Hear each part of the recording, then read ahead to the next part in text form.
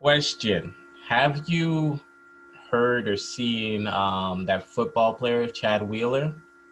Yeah, man. Okay, to those who don't know, this football player, The Seattle Seahawks. Seattle Seahawks, offensive tackle, with his girlfriend. He asked her to bow down. Allegedly, he asked her to bow down to him. She said no, and after that, he became violent to the point choking her out, left her face bloody, dislocated arm, quite a few things. Then she gets up, runs to the bathroom, locks the door, calls the police, and in the midst of her running, he's drinking a smoothie sitting at the table, and he turns around and says, "You're still alive?" in shock, because he thought he actually killed her. Now, my issue, and actually I'll ask you the question, but I'll just tell you. So now reports come out, the situation comes out, and the way the media is phrasing it is that he suffers with bipolar disorder, and like they're basically giving different points and facts to this situation, which I personally, I'm not going to give my opinion yet. I'll let you go.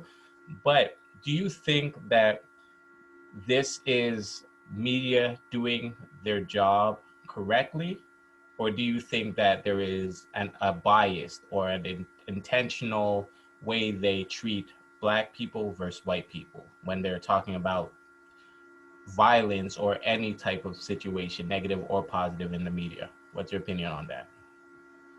Well, to answer the question about are they doing their job correctly? Yeah. Now, is correctly stating facts and telling you everything that's wrong, or is it, I guess, once again, stating facts and telling you everything that's wrong? I'm going to explain what I mean. I can't remember the exact details, but say headlines: ex-con saves victim from car crash. It's like, okay, he was an ex-con, so I mean, you're doing your job, I guess, per se, by saying he's an ex-con and he saved her from a car crash. Or you could have said Stan Smith saved her from a car crash. What does him being an ex-con have to do with him saving her from a car crash or them from a car crash? So they're doing their job, but they pick and they choose how well they will do their job. Because with him, okay, I heard about it, and you're right, they are making excuses for him. He suffers from bipolar disorder and he wasn't taking his pills. That's a problem. If you know you have a mental illness and you have to take medication for it, take your medication. There is no ifs, ands, or buts about it, because you know something like this can happen if you do not take your medication. He admitted to not taking his medication, came out with his apology, and had to pay a $400,000 bail, and he's out. Just to apologize, and you know what, it shouldn't have happened, and I apologize. No, apology won't work in this case. Not in this scenario, because as sorry as you feel now, let me rephrase that. As sorry as you feel now, when it happened, you were content with her being dead, and you sat there and you were chilling out. So save your sorry. Save your sorry for her. Save it for the family. I mean, it's sad because he does have mental health issues, and I hope he gets the proper treatments. I also hope he gets what he deserves. And yeah, that's how I feel about it. You remember when Ray Rice hit his fiance, and they acted like it was the end of the world and he was the worst person in the world, and mind you, he was scum for that, and he was the worst person in the world for it. So I just want to make sure we're clearing it up that that it's we're in agreement on that. This is the news. spinning it to Exactly. their benefit. Exactly. Ray Rice, oh, he's a horrible human being for doing what he did. Yes. Wheeler, you know what? He suffers from mental health issues. How do we know, you know what, the same thing didn't happen for Ray Rice? Like, you have to have something wrong with you if you decide you're going to punch a female with all of your might. Yeah. Like, anyways, that's what I was going to say about it. What's your opinion? Okay.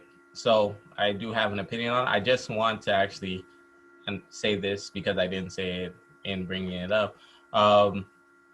Just a part of the story, we could add it or not, but his girlfriend is also black and he is also white.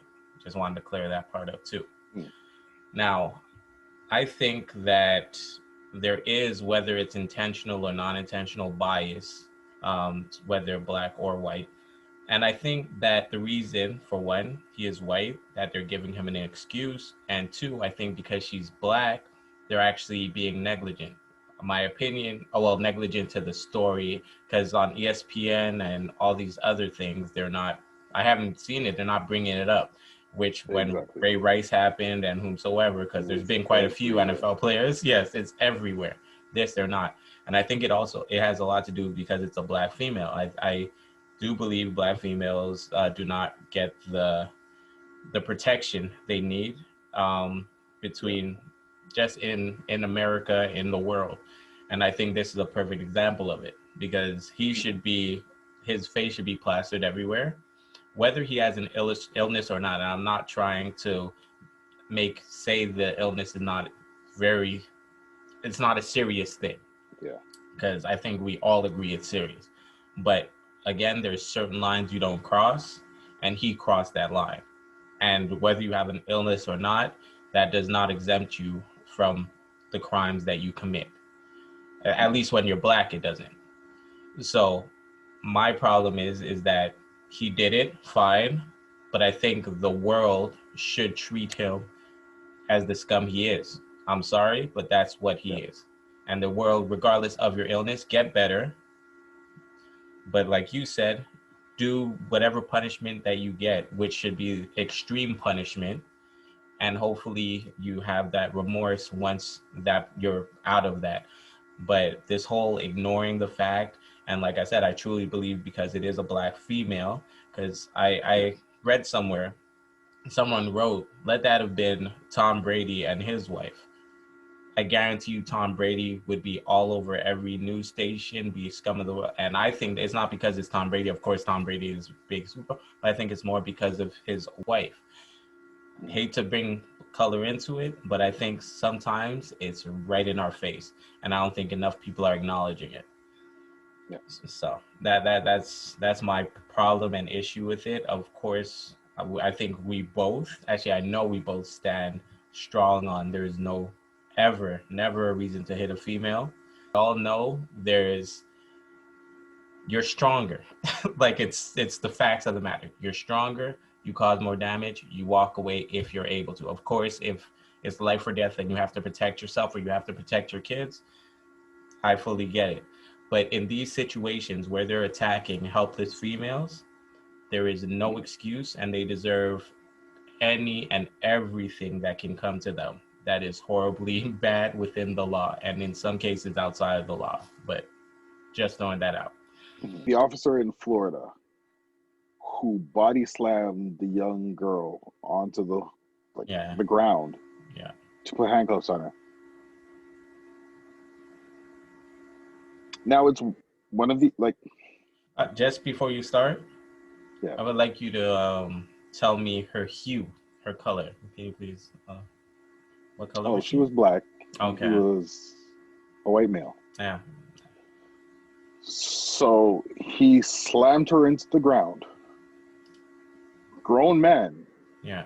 A young lady. She's a minor because they couldn't even issue her name because she's still a minor. So therefore, you should not have been using such force. I feel like it's more of a pride thing for police officers because they feel like, you know what, I am not even the law. I am above the law.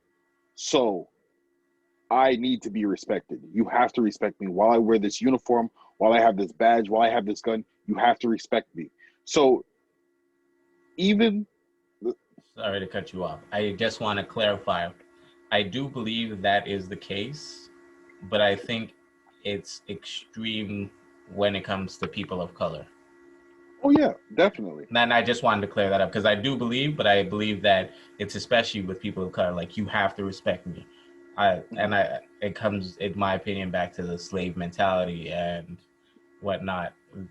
Well, not slave mentality, but they're owners of slaves mentality. But go ahead. Yeah.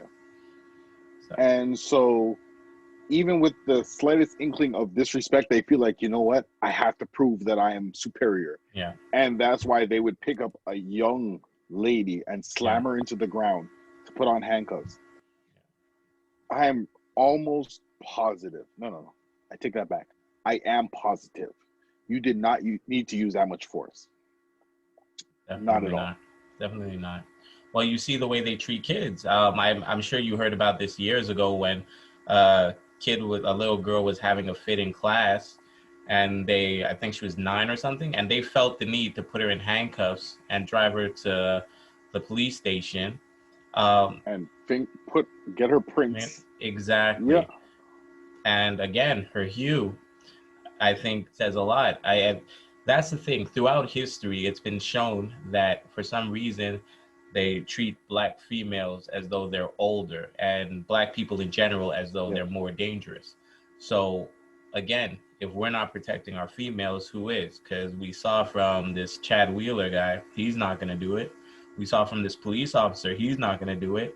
So what kind of men are we if we're the same ones attacking them as well? It's disgusting and disturbing, man. It's too much. It's too much, and things need to change. And it seems the way things are going, no disrespect to my Black brothers, but we're getting weaker.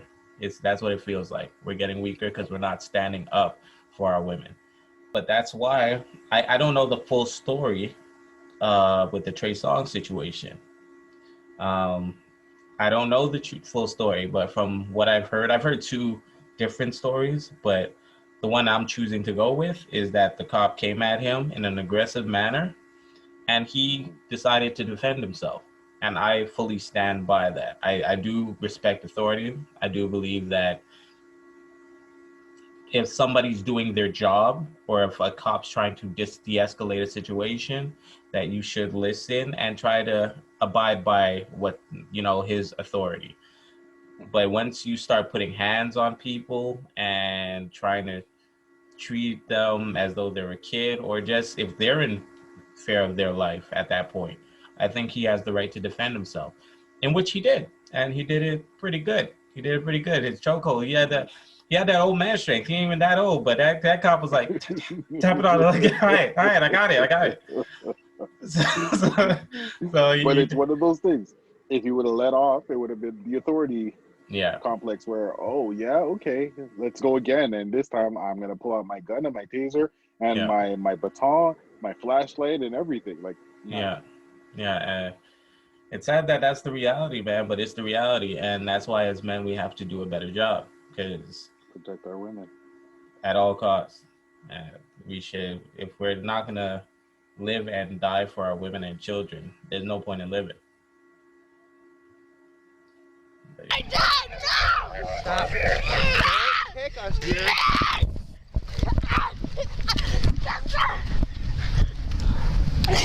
Stop! Oh my God! Stop, dude. Okay. Just relax. Okay. Wait, my mom, she's pregnant. Are you done? My mom pregnant. You asked me to stop. Let me go. I want my dad. Stop. You're... Sit back. Dear, just stop for a second and take a deep breath.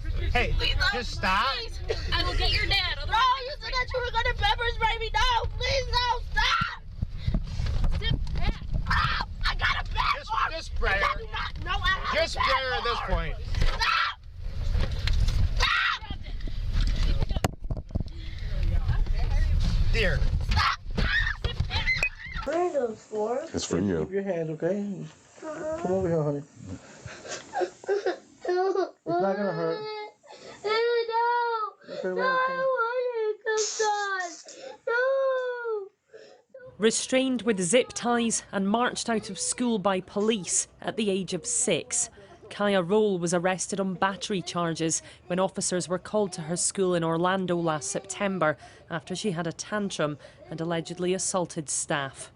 We got a student up here at Mesa View that is refusing to do anything anybody says. That's the voice of Farmington police officer Zachary Christensen, who walked the halls of Mesa View as a resource officer for the past 4 years. Here, he's talking about a 6th grade student who's in trouble. This morning, she went straight to the cafeteria. She took more milks than she was supposed to. She threw a milk on the ground. At this point, the girl is waiting for her mom to pick her up. We are concealing her face and identity because she's a minor. The vice principal and principal have been following her around. According to Officer Christensen's field report, the child assaulted 2 school employees. But take a look at the lapel camera footage.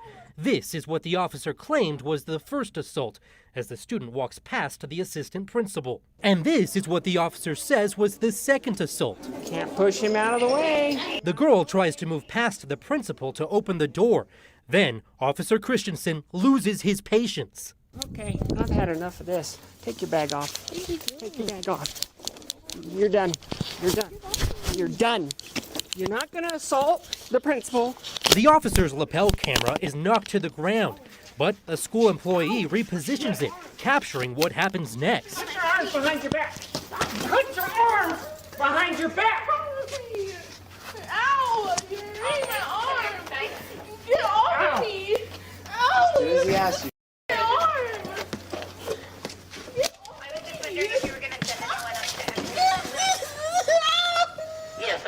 He has been charged with battery on a police officer, handcuffed with zip ties on his hands and feet, and forced to go to the hospital for a psychiatric evaluation.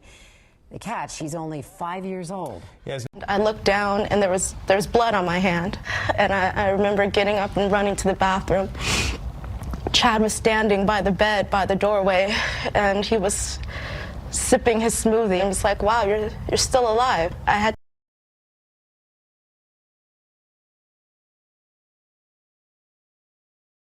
In the short clip, it shows Deputy Ethan Fournier slamming a female student onto the concrete at Liberty High School. The tenured deputy is then seen placing the girl in handcuffs as she remains motionless on the ground.